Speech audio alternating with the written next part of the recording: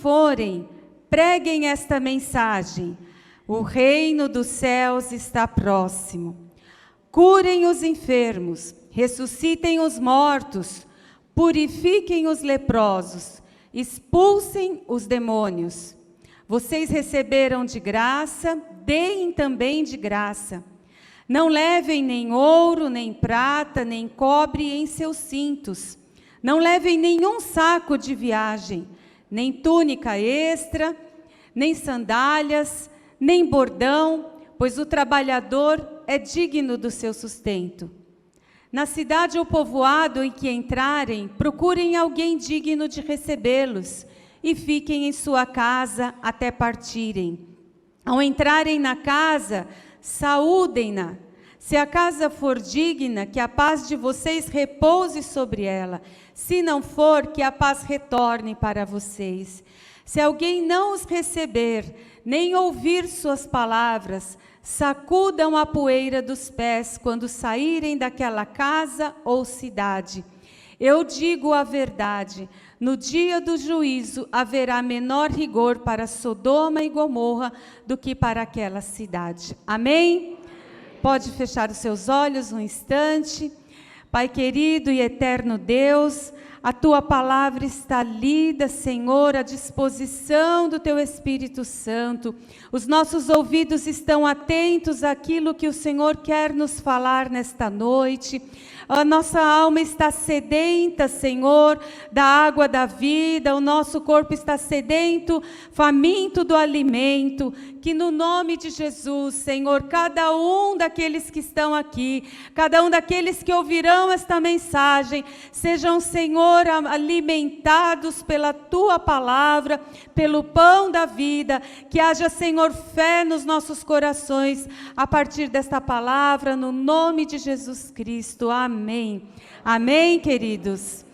É um agradecimento e um reconhecimento muito grande pelo privilégio desta palavra aberta hoje, para nós podermos falar de forma livre. Há muitos irmãos que neste exato momento estão desejosos de poder falar de Jesus e não podem, por serem literalmente de uma igreja bem perseguida, bem fechada, de estarem em países de forma bem rigorosa. Eu costumo falar alguns exemplos na escola bíblica, que as pessoas têm uma página da Bíblia, assim, um papel pequeno, dobram, escondem, reúnem-se em grupos pequenos e aquilo leem de forma tão preciosa e vai um passando para o outro e é tudo que eles podem ter. Então, como nós somos bem-aventurados hoje de estarmos aqui, portas abertas, livremente, lendo Bíblias, NVI, NVT, todas as formas, podemos falar de forma bem livre do reino dos céus está próximo, graças a Deus. E a maioria de nós aqui é batizado, é professo da palavra, está bem preparado para nós falarmos um pouco do seu ministério. Quem de vocês, quem de nós aqui nunca teve dúvida de qual é a minha função na terra? Eu tenho Jesus Cristo na minha vida, mas como eu devo servir ao Senhor? Como eu devo exercer o meu ministério? Como eu devo cumprir a missão de Cristo na terra? Tudo que eu faço já está bom? Será que Deus está se agradando da forma como eu faço? Essas perguntas, elas são normais e comuns, entre nós. E nós estamos, às vezes, diante de tanta diversidade de opiniões, vários tipos de igrejas espalhadas, doutrinas, que isso realmente nos causa dúvidas, Será que é daquela forma? Será que é aquele que está correto? Será que é aquele outro? Então, nós vamos voltar agora para a Bíblia, E eu vejo que, às vezes, nós estamos num momento, depois de 500 e alguns anos diante de uma necessidade da reforma protestante, né? Estamos diante de uma necessidade de voltarmos à origem daquilo que é a beleza, é a virtude, a vontade de Deus, da missão de Cristo na terra, o verdadeiro evangelho, nos reencontrarmos com a missão que Cristo deixou para nós. Amém? Amém. Hoje em dia, né, no trabalho, faculdade, quem que está fazendo projeto novo hoje em dia? A partir de ontem, dia 20, né, Rodrigo, podemos considerar ano acabado. Essa semana eu fui falar umas coisas lá no meu trabalho. Não, só para janeiro, só para janeiro. Acabou, né? Impressionante, impressionante. Então, de repente, Deus também pode falar com você, para você escrever o seu propósito para 2022, o seu plano de vida ministerial, baseado em princípios bíblicos, como vamos ver nesta noite. Esse texto, muito conhecido de nós, né, o primeiro Ide, ele tem ali Jesus, o mestre, e os seus 12 discípulos. Sempre me pergunto, porque Judas estava entre eles, né? E ele sempre reunido com os seus 12, não muito qualificados, do ponto de vista que imaginamos ser os 12 principais homens que andaram com Jesus. Aos nossos olhos não eram doutores, não eram especialistas, eles eram apenas discípulos, aprendizes de um mestre. E diz os estudos aí que eram 3 anos de treinamento que eles tiveram ao todo com Jesus, e lá para 1 ano e meio, mais ou menos, depois de um período de convivência, Jesus reúne o grupo e fala que eles vão fazer uma missão agora sozinhos, sem ele. Somente os 12 vão em dupla, vão juntos e vão num percurso ali até a cidade que eles deveriam ir, em torno daqui em Sorocaba, ou daqui em Socorro, 150 até 200 quilômetros mais ou menos. Então este era o cenário dessa conversa de Jesus com os seus discípulos, e ele vem com um objetivo: vocês vão fazer a missão, e vocês vão preparando o caminho, vocês vão pregar uma palavra. E o outro grande objetivo também era preparar cada um dos 12 para que a partir deles a igreja fosse construída e chegasse como chegamos, né, até hoje, alicerçados nessa experiência, nesse primeiro momento aí especial com Jesus. Amém? Foi o grande momento, a primeira grande comissão. E Jesus coloca ali, eu imagino, né, uma reunião estratégica. Olha, amanhã vai ter reunião com Jesus, marcou para as 8. Vamos ver, olha, você acorda o Tomé, que ele é preguiçoso, acorda o outro, vai lá. Quem faz um café, às 8 em ponto começa. Se tivesse irmã, né, no grupo, já estaria com os kit discípulo, né? Kit primeira viagem missionária. Teria alguma coisa assim. Não sei se eles só homens ali, pescadores, teriam esse nível de detalhe. Mas o fato é que Jesus reúne os seus 12 e ele tem ali até o capítulo 40, pelo menos 4 etapas. Ele primeiro instrui, depois admoesta, depois consola e depois eles vão. E hoje nós vamos falar só dessa primeira parte, que são as instruções. E ele coloca ali: eu vou dar poder e autoridade sobre vocês.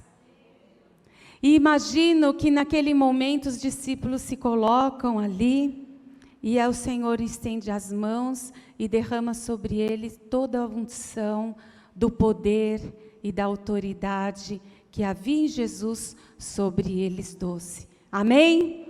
Que culto maravilhoso naquele momento.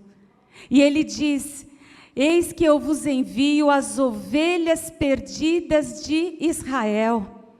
Vocês não se dirijam nesse momento aos gentios, nem entrem nas cidades dos samaritanos, vocês vão às ovelhas perdidas de Israel, e por onde forem, vocês preguem a seguinte mensagem. Então, primeira instrução, existe um para quem. Existe um plano ali muito preparado, organizado, um propósito definido, que o Senhor sabia que Ele iria escolher primeiro aquele povo para que se cumprisse a palavra de Jesus. E Ele veio para os que eram seus. Não seria adequado, segundo toda a palavra e a promessa, começar primeiro pelos gentios. Seria adequado como foi, primeiro aos filhos de Israel. E tanto esta mensagem, ela pode ser dita para todos os filhos de Israel, como para algumas pessoas daquele povoado que dentre os filhos de Israel eram os mais renegados do próprio povo de Israel. Eram aqueles mais pobres, menos favorecidos, que tinham pessoas doentes em casa, que eram considerados um pouco amaldiçoados pelo próprio Deus. Então, além de serem os israelitas, ainda tinham uma classe, uma categoria ali naquela região que precisava ainda mais. Amém? Então, o para quem Jesus já disse ali. Em segundo momento, ele diz o que na sua Bíblia aí, versículo 7. Por onde forem, preguem esta mensagem. Qual é a mensagem? Por onde vocês andarem, vai pregar a mensagem do reino dos céus está próximo. Esta é a mensagem. Esta foi a mensagem, esta é a mensagem, esta será a mensagem. O reino dos céus está próximo. Não precisa outra mensagem, não precisa construção de outras ideias, não precisa de ensinamentos humanos, não precisa alimentar pensamentos, não precisa alimentar coisas corriqueiras, precisa levar a mensagem que o reino dos céus está próximo. A primeira mensagem, a mais importante, a essencial, aquela que faz diferença na vida das pessoas, é que o reino dos céus está próximo. A pureza da pregação, o propósito da missão é apregoar o reino de Deus, a palavra de Deus e a salvação para o povo de Deus. Fora toda mistura, fora tudo que não é Cristo, fora tudo que é engano, fora tudo que é para alimentar a vaidade humana, para trazer a centralidade para as coisas desta terra. Jesus, ele diz para os seus discípulos, é para pregar o reino dos céus. Amém? Glórias a Deus, que coisa maravilhosa. E eu imagino eles depois lá na sua pregação, fazendo os cultos como hoje, né, Giovana? O carpinteiro batendo a porta, e eles cantando, e a presença de Deus ali, e eles pregando, o reino dos céus está próximo. Faz mais ou menos 30 anos que nasceu o menino, conforme Isaías profetizou, e ele está entre nós, ele é o Messias, ele está vivo, e aquilo ia percorrendo as vizinhanças, os grupos iam se formando, e a pregação era uma só: o reino dos céus está próximo. Que privilégio, né, irmãos? Que alegria, que presença de Deus. E aí podemos dizer que é o quê? O que pregar? O que pregar está dito aí. E depois, na sequência, diz lá no versículo 8, o que é a primeira coisa a fazer? Ah, vou fazer igual a Elisa agora. Como é que é? Curai os enfermos. Depois, ressuscitai mortos. Purifiquem os leprosos e expulsem os demônios. Glória a Deus.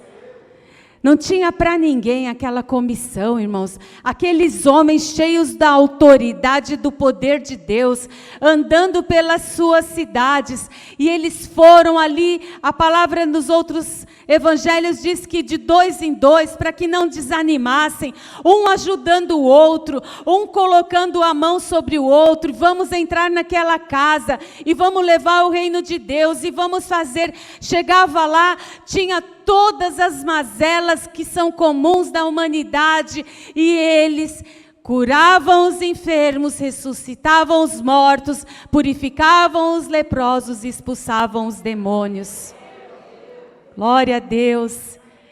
A Bíblia não relata esses fatos. A Bíblia relata os fatos talvez mais presentes dos milagres realizados por Cristo. Mas muitas outras coisas aconteceram que não couberam nesses livros, a palavra também diz. E não é metáfora, não é fantasioso, é cura de verdade. É morto saindo do túmulo de verdade. É leproso deixando a sua lepra de verdade. E é demônio saindo, gritando, correndo, voltando para o abismo, e pessoas voltando para a sociedade, voltando para a sua família, deixando de ser possuído e tendo vidas restauradas. Amém? Então Deus, Ele cuidou daquele povo através dos discípulos, como Ele mesmo fez na sua missão. Então antes nós tínhamos ali Jesus, as duas mãos de Jesus, agora eram 24 mãos. Ele pôs sobre os discípulos a sua própria autoridade e poder, e ali Ele fazia sinais e maravilhas. Que coisa linda o cuidado e o poder de Deus. Amém? Continua na ordem. É o propósito de pregar o reino de Deus. E são as evidências do milagre apoiando o propósito. Amém? Faz toda a diferença. Não há evidências, sinais, maravilhas sem o propósito. Elas sozinhas não cumprem a missão do Senhor, porque elas apenas ilustram, elas apenas indicam o amor e o cuidado de Deus, mas o propósito continua. O reino dos céus está próximo. A mensagem da cruz é o propósito, e estes sinais vão seguindo. E muitos teólogos e tudo mais dizem que essas formas de sinais e maravilhas foram sempre para aquele grupo. Amém? Pode ser. Talvez da mesma forma hoje não aconteça. Por exemplo, eu não poderia estar pregando aqui hoje se fosse exatamente literal, né? Porque existiam características da época. Mas Deus continua curando, Deus continua levantando os mortos do túmulo, Deus continua purificando os leprosos, e Deus continua expulsando os demônios. Hoje o Senhor age de formas diferentes.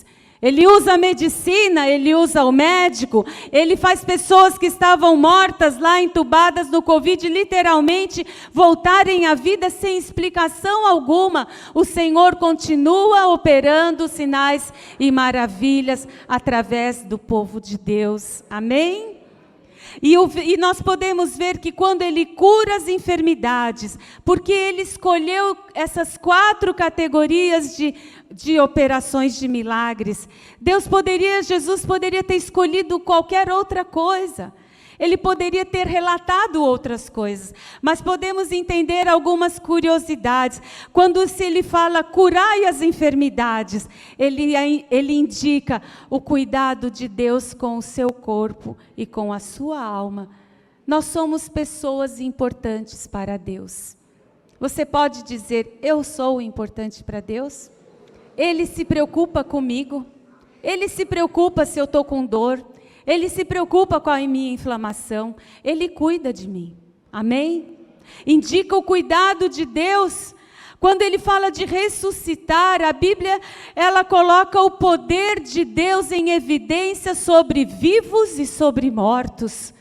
Quando a autoridade de Cristo vai caminhando através dos apóstolos, então discípulos, por todas aquelas cidades, o que era dito quando alguém foi ressuscitado: o Senhor tem autoridade sobre a vida e sobre a morte, porque ninguém tem autoridade para fazer isso a não ser o Senhor dos Senhores. Então Ele reina sobre vivos e mortos. Esta era a mensagem. Quem outro fez milagres de ressurreição? Quem outro no passado, hoje ou no futuro terá o poder de falar para um corpo morto: tenha vida? Não tem. E essa autoridade Deus não permitiu à humanidade, porque Ele é o autor da vida e Ele é o poderoso Deus Criador que comanda vivos e mortos. Então essa é a indicação de Deus. Leprosos, qual era a indicação? Porque os leprosos, como bem sabemos, muito bem já aprendemos aqui através das pregações, estão desconectados da comunhão, estão fora dos relacionamentos, estão marcados para ficarem distantes. E quando Deus inclui leprosos nesse propósito, Ele traz restauração da comunhão, entre tantas outras conquistas possíveis para aquele que está limpo. Amém? Então, aquelas cidades ali foram movimentadas. Isso tudo que nós estamos vendo, irmãos, nesta noite, não são histórias, são relatos vivos daquilo que Jesus fez através dos discípulos. Muitos leprosos foram curados, muitos foram entregues à sua casa, muitos se apresentaram aos sacerdotes e foram limpos e puderam retomar suas vidas e puderam ser alcançados pela misericórdia de Deus e pelo amor de Jesus Cristo e compaixão. Que lindo aquele trabalho feito por Jesus. E os demônios, os demônios, né? Porque onde não há luz, prevalece as trevas. Onde a presença de Deus não está, está a presença do inimigo, está a ausência do bem, está reinando sobre toda sorte de maldições, de morte, de destruição e de pessoas literalmente endemoniadas. Então, quando os apóstolos chegaram lá e começaram a expulsar os demônios e pessoas, como nós vimos na passagem lá de Gadara, comiam no cemitério, eram tidos como loucos, impossíveis, e pessoas sendo transformadas. Tem um texto bíblico que eles chegaram, de tudo que eles fizeram, admirados pelo poder de expulsão dos demônios. Amém? Coisa magnífica. Então o evangelho é pregado, porque é a essência da palavra. E todos os cuidados que Deus tem são manifestos para reforçar e apoiar essa pregação do evangelho. Glórias a Deus. E aí eles estavam nesse momento aqui, Jesus fez um alerta. Bem nessa transição da outro versículo 9. Mas tem um detalhe. Presta atenção. Todo mundo cutuca um outro, né? Igual aqui, né, pastor, na reunião de liderança, imagina? Começa a conversar. Não, peraí, para tudo. Peraí. De graça recebei, de graça dai. Porque imaginem 12 homens cheios do poder, da autoridade, fazendo esse rebuliço naquelas cidades, fazendo coisas extraordinárias. A chance de crescer a vaidade, a chance deles receberem uma propina, a chance de colocar aquilo como mercadoria, como receberem benefícios em troca da obra que eles estavam fazendo era muito grande. E qualquer semelhança com os fatos atuais é uma pura coincidência. Então, o alerta do Senhor desde sempre: de graça recebeis e de graça dai. É missão, é obra de Cristo, precisa ser santa e pura, precisa ser genuinamente santa, não é para ter vantagens e você vender e comercializar aquilo que é obra de Deus. Então eles ficaram bem atentos, e aí Jesus fala, agora abre o envelope 3, abriram o envelope 3, vamos ver, mais dicas da sua missão. E aí eles falam assim, guia de viagem, não leve nem ouro, nem prata, nem cobre em seus cintos. Começou um murmúrio, viu, Cristian? Nossa, como que nós vamos fazer? Fica quieto, espera ele terminar. Aí continua, não leve nenhum saco de viagem, nem túnica extra, nem sandálias, nem bordão, pois o seu trabalhador é digno do sustento. Amém? Que coisa interessante, que coisa que Jesus fez. Imagina se fosse hoje, hein?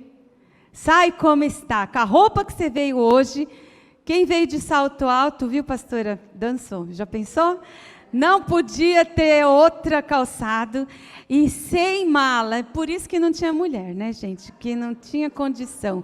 É uma mala só para mala e a outra mala só para maquiagem. Imagina a mala da Jéssica, como que não era, hein? Os make do dia. Hoje, se eu vou pregar em tal lugar, tem o filtro solar, tem de tudo, né? Brincadeiras à parte. E aí aquilo vem um outro princípio, irmãos. Um princípio extremamente importante. Qual é o princípio? Da dependência de Deus. De viver sob o guia e comando da dependência de Deus. Vejam que eles estavam num estágio, né? Igual aquele profissional, aquele estudante, que ele precisa viver na prática aquilo que ele já aprendeu na teoria. Assim estava com eles. E Jesus coloca isso de forma bem estratégica. Por quê? Porque ele queria ensinar na prática o que é viver dependendo de Deus. Não é que eles não tinham, não é que eles estavam desprevenidos, saíram de qualquer jeito. Acredito que eles tinham, porque Jesus falou, não é para levar. Então é porque existia. Talvez uns mais, outros menos. Talvez quem tinha família, a mulher ia arrumar uma mala, um cobertor a mais de estimação, só dorme com esse pijama. Talvez tinha alguns detalhes ali importantes, né? Talvez um falou assim para o outro, mas e se a gente ficar com fome? Sempre tem um mais fortinho que tem mais fome, né? Nos grupos. Aí o outro ia falar assim, então, mas e se eu ficar com frio? Eu tenho mais frio, normalmente eu tenho frio no cair da tarde. E o outro falou assim, eu acho que nós vamos passar um pouco de vergonha, já pensou? Nós vamos em nome do rei e nós vamos sem nada. Vai ser um pouco constrangedor isso daí. Mas o Senhor tinha um propósito espiritual para ensinar aquele pessoal. Então não era para depender das suas próprias competências, não era para depender daquilo que eles poderiam se firmar, porque eles poderiam se distrair com as suas bagagens, eles podiam discutir, não, vamos comer isso, vamos comer aquilo, nem um VRzinho dos discípulos da Academia de Cristo não tinha nada ali, para eles fazerem uma caderneta lá no seu João, e falar, não, eles tinham que viver a experiência do maná de Deus. Que coisa interessante, né? É muito interessante se a gente pensar que isso foi uma grande verdade, uma grande relação de dependência. E às vezes Deus permite isso para colocar, né, trazendo para os nossos dias atuais, para tocar naquilo que nos afeta, aquilo que é o nosso apego, aquilo que nós temos um pouco de autoconfiança, se tudo der errado, pelo menos nisso aqui eu me garanto. Às vezes Deus permite exatamente naquilo que é a nossa segunda opção de segurança, sabe? Porque nós seres humanos temos essa falha de termos a confiança em Deus, declararmos em Deus, mas a gente leva uma coisinha escondida na bagagem, para na hora da necessidade, eu me garantir aqui com minhas próprias forças. E Deus não quis que isso acontecesse com os discípulos, que eles tivessem no meio do caminho uma situação onde eles falassem, aqui Jesus não precisa entrar. Deus quer entrar em todos os momentos da obra, da missão, em todas as áreas da nossa vida, suprindo todas as nossas necessidades. Amém? E eu peço que você abra rapidamente, bem rapidamente, Lucas 22, 35. Como ele fez questão de mencionar, vale muito a pena a gente colocar esse foco aqui, essa luz nesse versículo. Na Santa Ceia de despedida, lá talvez um ano depois do fato, ele conversava com os 12 nas novas instruções antes da sua crucificação. E no versículo 35, ele dizia, no versículo 29, eu designo a vocês um reino, assim como meu Pai o designou a mim, para que vocês possam comer e beber à minha mesa no meu reino, e sentar-se em tronos julgando as 12 tribos de Israel. Então ele estava se despedindo, formalizando ali a aliança com os 12, e ele tem uma cena ali com Pedro, e depois ele diz no versículo 35, e Jesus lhe perguntou, quando eu os enviei, sem bolsa, saco de viagem ou sandálias, faltou alguma coisa? E os discípulos disseram, nada, não nos faltou nada. Glórias a Deus. Glória a Jesus. Jesus. Não vai nos faltar nada. Se nós estamos na missão de Jesus Cristo, Ele não vai deixar faltar nada.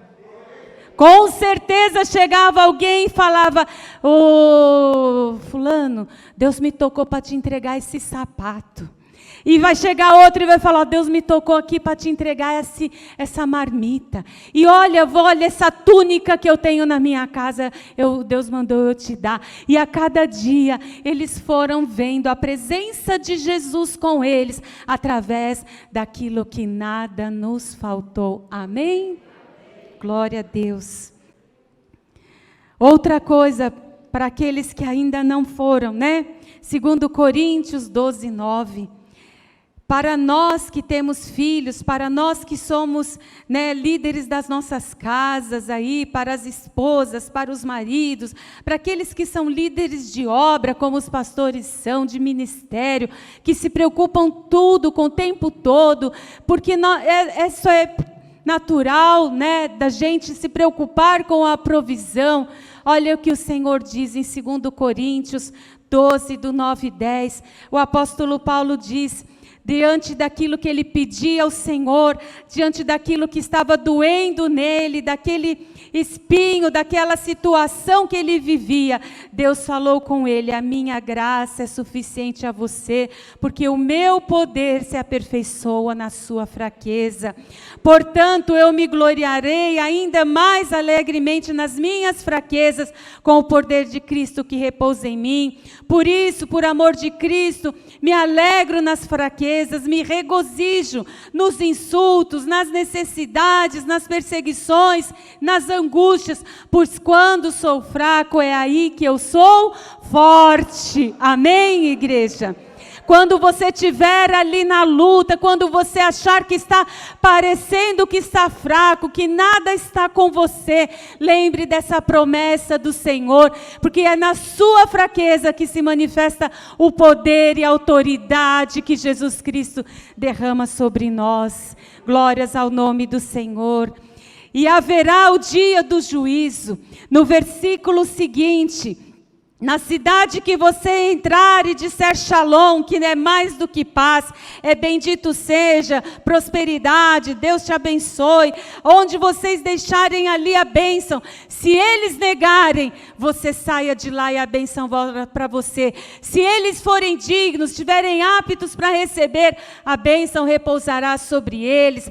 E se eles te maltratarem, você bate os pés, que é um costume deles, do povo, de tirar a poeira como um desprezo. Aqui não volto mais, como algo que demonstra fisicamente a rejeição deles. E eles falam desprezados, é algo até ruim, até triste de ver. Né? E eles tiram a poeira do pé e aquele lugar fica marcado. E a palavra de Deus diz assim: se alguém não receber nem ouvir as suas palavras, sacudam a poeira dos pés quando saírem daquela casa.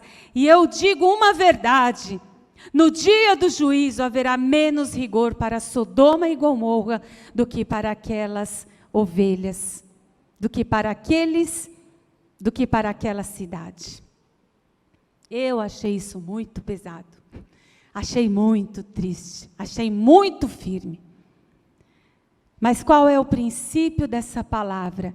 Haverá o dia do juízo. O dia do juízo para quem prega, o dia do juízo para quem ouve a pregação. O dia do juízo para aquele que foi convidado e convocado, que somos eu e você, para seguirmos o mistério de Cristo. Você não está aqui apenas como figurante, meu irmão. Você não é apenas mais um número aqui da lista de membro. Você não é mais um simples cooperador, diácono, presbítero, cooperatins. Você não é uma pessoa que está aqui sem nenhum propósito. O Senhor Jesus, quando te chamou, Ele te deu uma comissão do ID e de pregar o Evangelho. Existe uma missão dada nas nossas mãos que nós devemos fazer. Amém? Existe um povo onde nós precisamos alcançar. Aqui na rua de trás tem um ali mais para frente. Quando a gente passa ali tantas horas da tarde, a gente vê aqueles rituais malignos acontecendo. Ali é um povo, a gente precisa ir lá e pregar o Evangelho. A gente precisa pregar o Evangelho para a direita, para a esquerda, para trás.